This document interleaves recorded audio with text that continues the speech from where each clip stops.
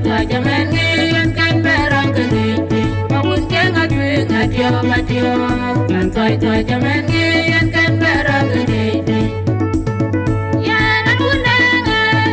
ya de gol be kegi wi dia ne rotwa de gol be ya ko jala de kegi ga be ga yeta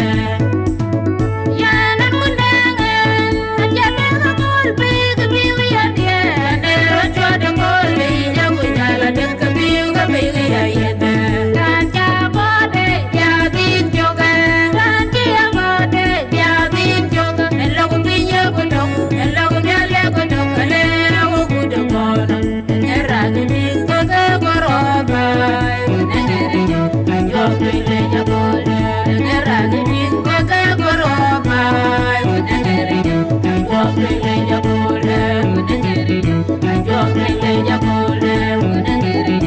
yo le ya bode ngeri yo le ya bode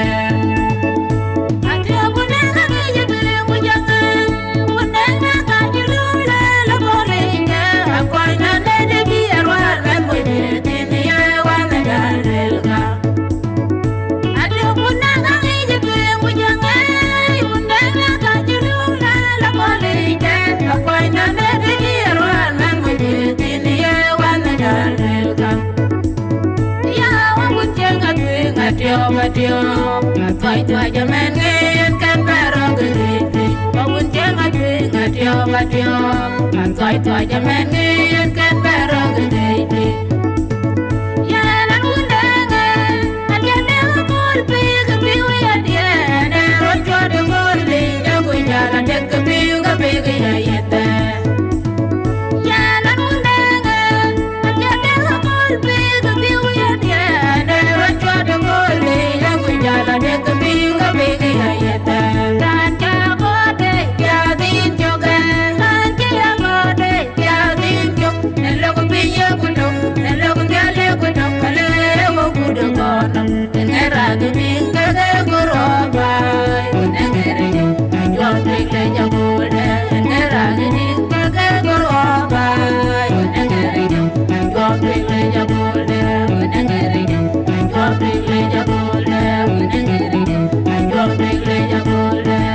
ngeri yo le ya bode